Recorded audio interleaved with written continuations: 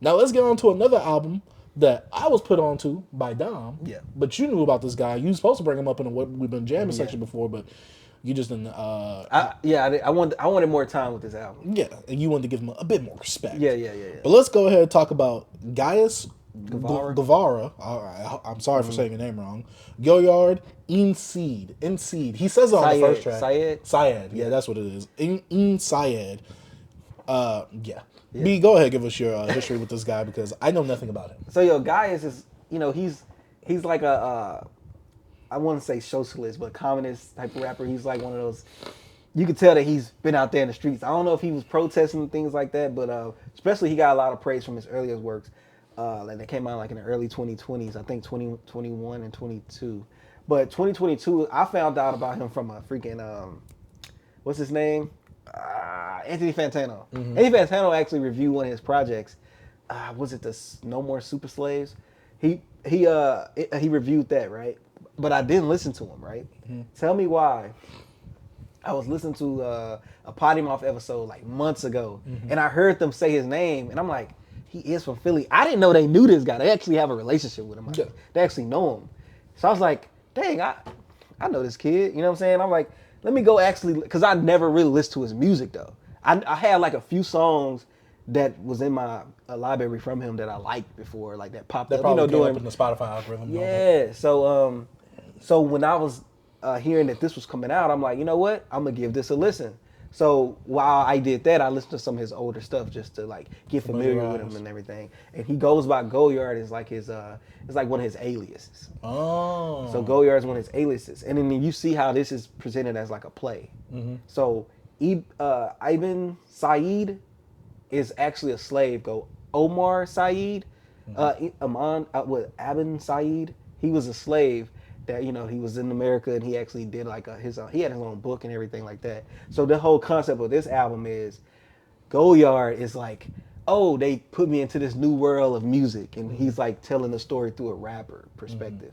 Like him getting into the game. That's why he had the whole CB4 skit of like, do you do this? Do you glorify women? Oh yeah. Yeah, we do this. Do you respect ourselves? Yeah, and like stuff like that. So if you listen to it, like when I listened to this album, I didn't understand none of that. Come listen to it, and I'm trying to understand. That's why I want to talk about it. Cause I'm like, I feel like I'm not getting the full concept of this album, so I didn't want to talk about it and like not give like a genuine response of like actually really.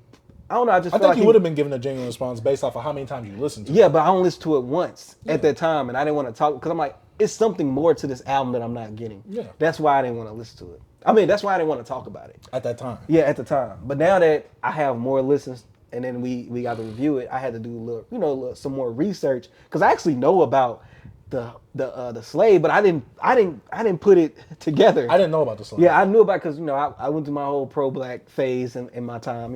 I'm 30 soon to be 31 now. When I was young 20s and early teens, I was a revolutionary, communist, blah, blah, blah. But, you get a little corrupted as you get a little older and life hits you. You know what I'm saying?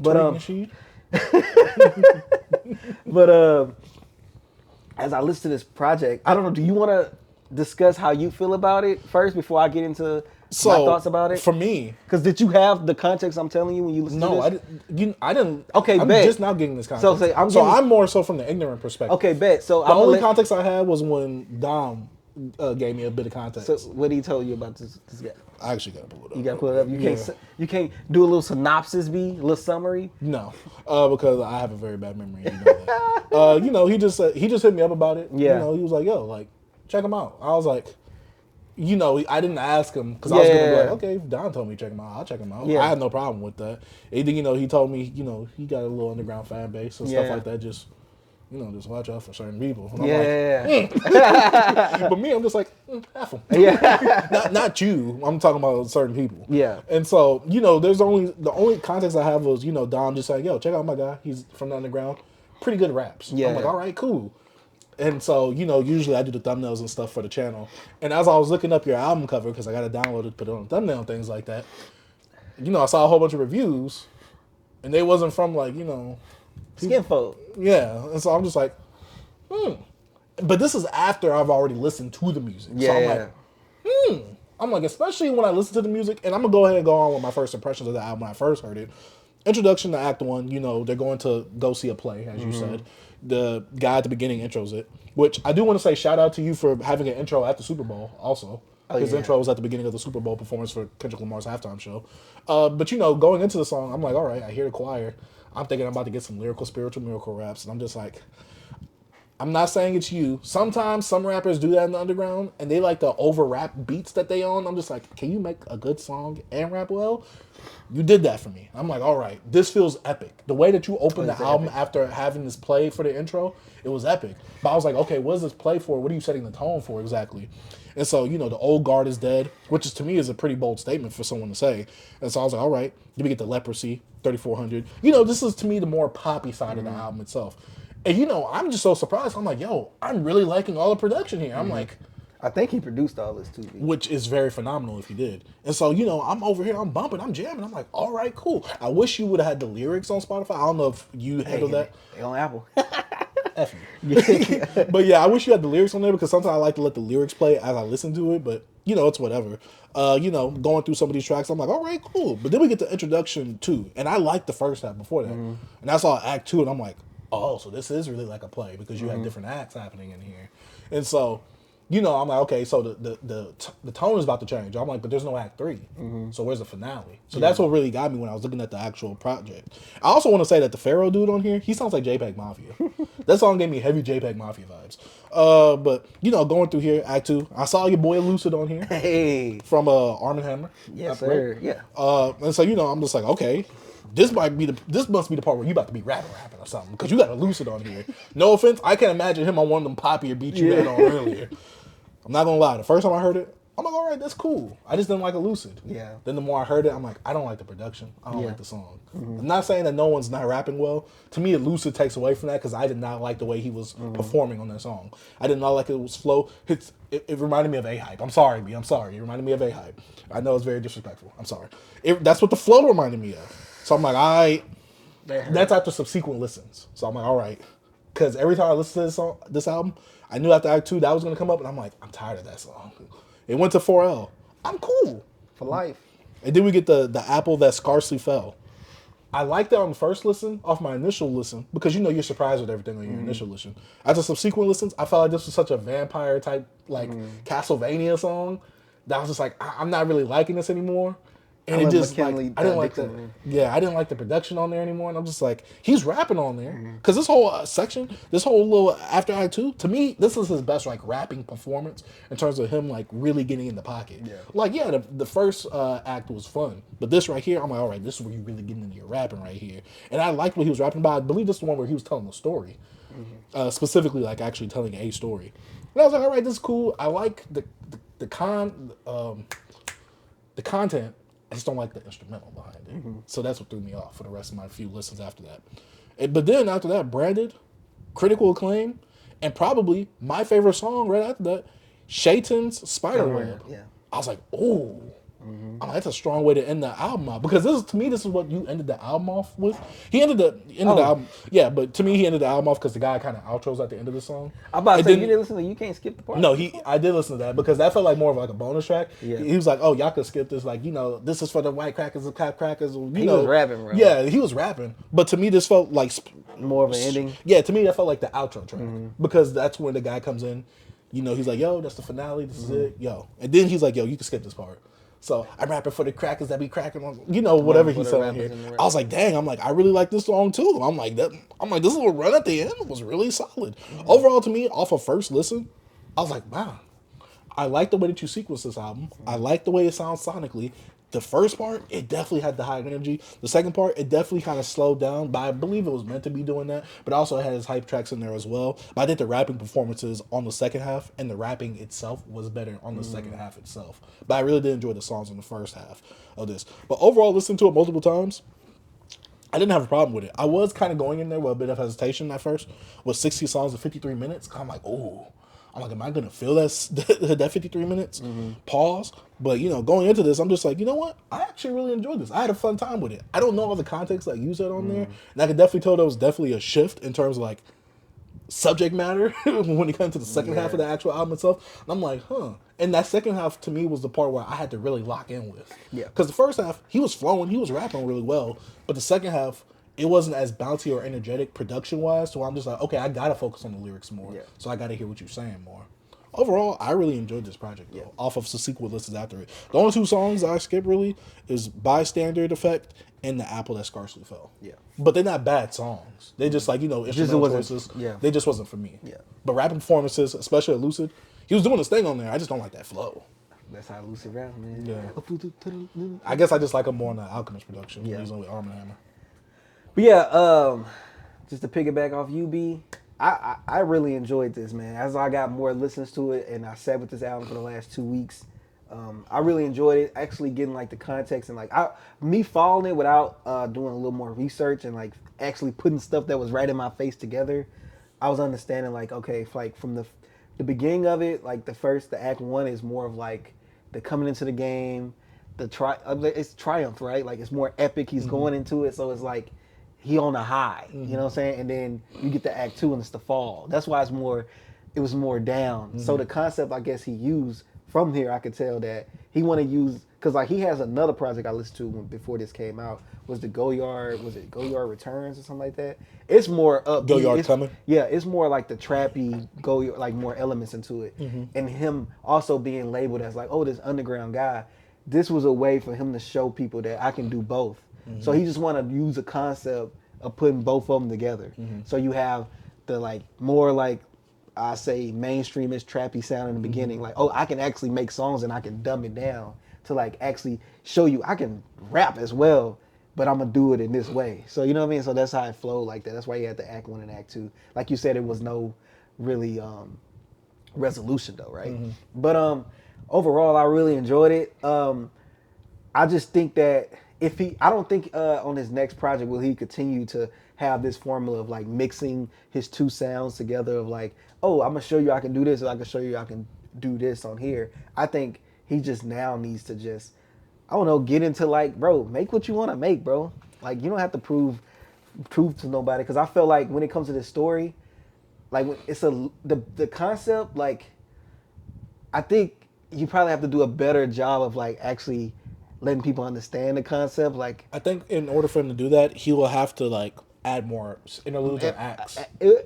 That's what either the acts are like, I don't know if he wanted to intentionally do that, because I think I had to hear from him to actually understand that concept. Like I was getting like, okay, the whole record label thing, I was following that from the skits. It makes sense in context from what you're telling me. Yeah, but I'm saying I couldn't understand it. You can pick it up from the album. You know what I'm saying? Even though some of the stuff was in my face, and I'm like, okay, I'm trying to pick it up. But like rapping, song creating on here, beat selection, or like you actually produce some of the stuff, it was really dope, man. Like I wasn't a big fan of like the features and stuff like that, unless it was a Lucid and McKinley Dixon. I really like both of them guys, of course, especially Lucid. Yeah.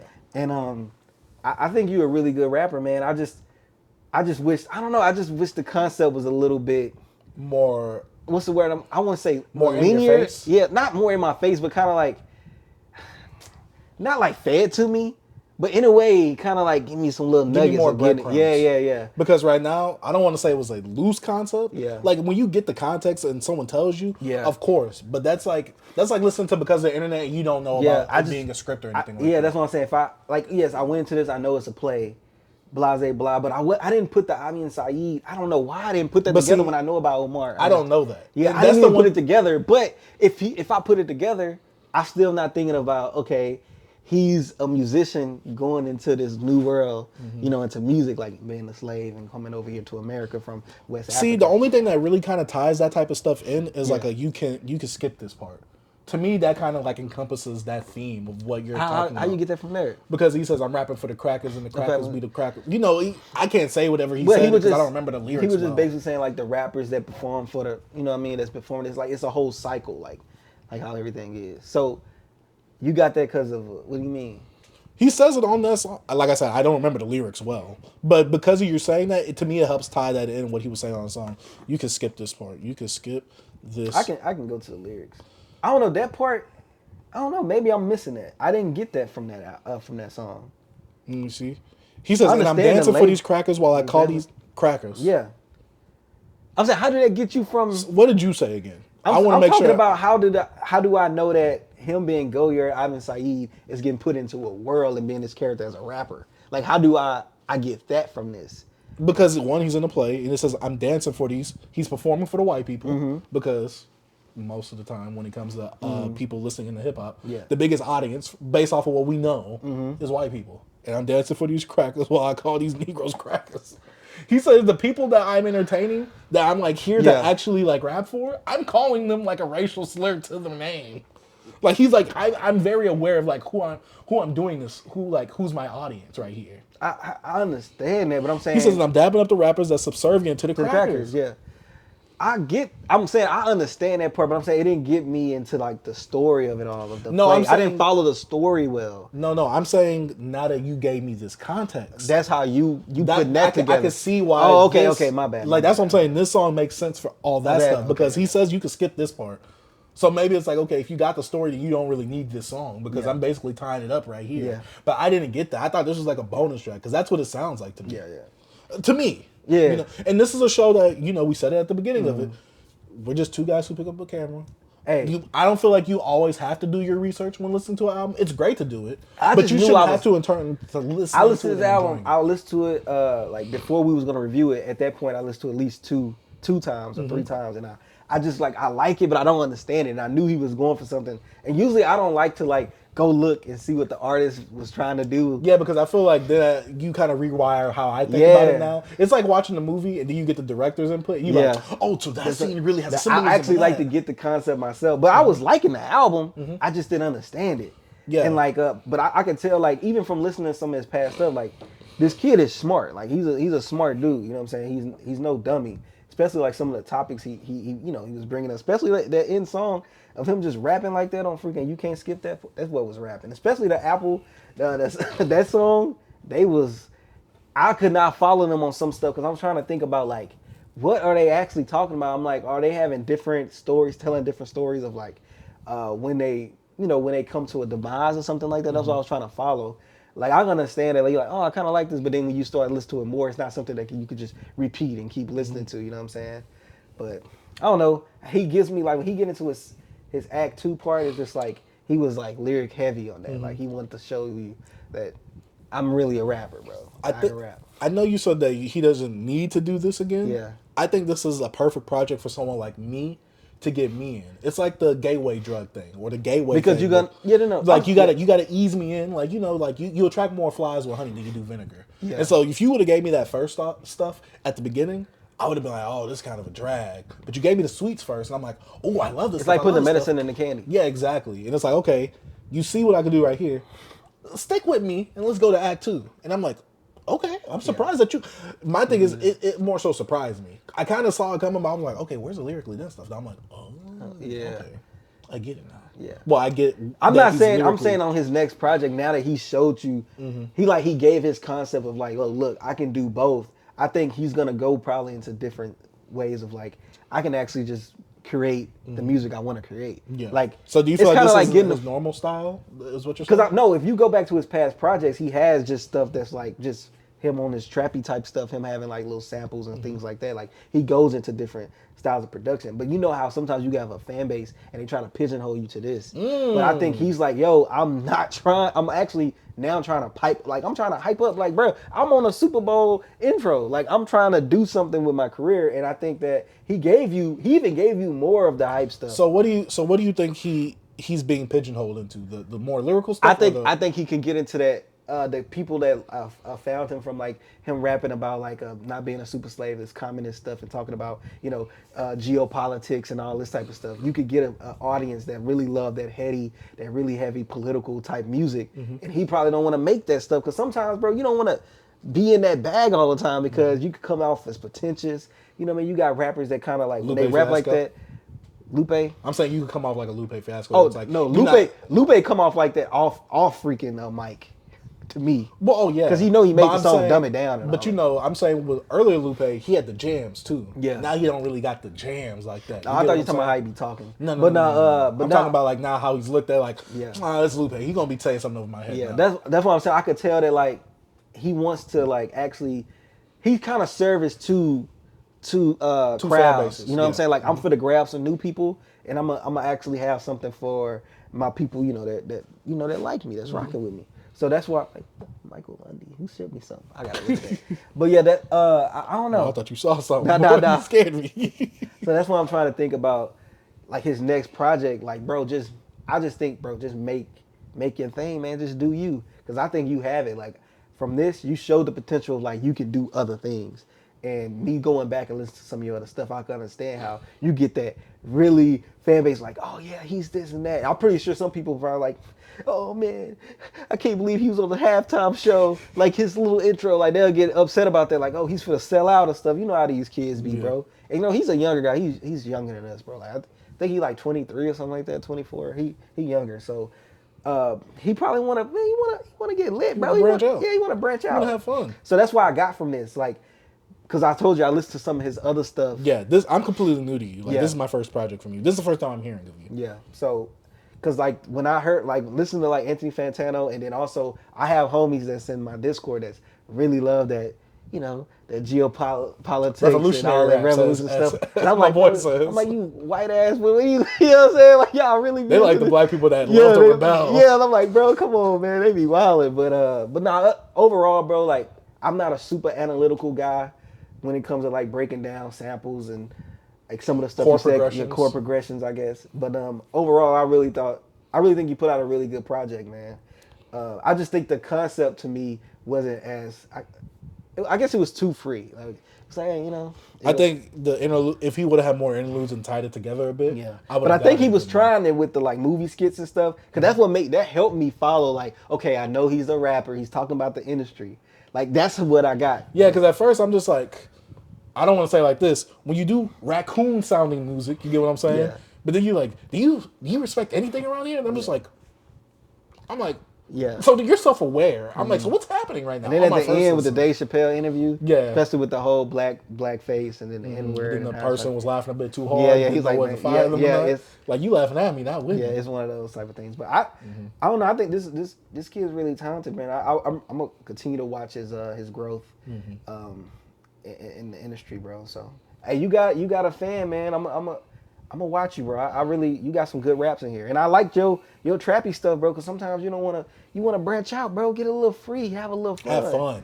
Yeah, bro. So yeah, overall, I liked it. I liked it, bro. I think this is a good introductory project for someone who isn't familiar with you, and you want to grab some people, because, like I said, that intro, it was just so epic, bro. Like oh, it was perfect with the whole choir or opera singer. I'm just perfect. Like, oh, like this is it right here. It was perfect. So yeah, to me, go to the moon. Yeah. I'm like, okay, this feels like epic right now. Yeah, it was perfect. But yeah, I did want to say that some of his delivery, I just wanted to say it before I forgot. Some of his delivery did remind me a bit of Kendrick Lamar from the blog era. Like, you know, from OD, like that Kendrick Lamar, OD and Section 80. Okay. It reminded me a bit of that, but not a bad thing. I'm just saying, like, oh, okay, maybe that he could take an influence from that. I don't know, but that's what brought me in that space of. Yeah, but I've been following him for a while on Twitter and stuff too. So he's really vocal. So like when we talk about it, he gonna talk. Yeah. No, I'm just saying he's real vocal. I'm not trying to beef with no one else. He's not a beefer, dog. He ain't gonna beef with you unless you being disrespectful. I don't feel like I was. Nah, we didn't was disrespectful. We actually like this project. Yeah. Like I was trying to find like a way to like construct to criticize some of this stuff, but I just feel like he's done this and now he's on to something different. And see, like that's what I'm getting from him. Project. Yeah. So that's your first. To me, this is layered and formatted well enough to bring someone new in and to show your skill set as well. That's what I'm saying. So for me, I'm just like, all right, now if you do the exact same thing on the second project, I'm like, I'm trying to grab another like new audience like me again, or like what? Yeah, I don't think he's gonna do that. I don't think he will. See, I don't know, because I haven't heard anything prior to this, so I don't know. I'm just going based off of this. Yeah. So yeah, let us know what y'all think about Ghais Guevara, Goyard Ibn Saeed. Yeah. Let us know what y'all think about that down in the comment section down below. That's what I'm saying. Little smart nigga. Yeah. Because all that stuff you was talking about, having to look up the research, I'm not doing that. I'm not in college no more. Yeah. Man, shout out to Beyond Beats and Culture.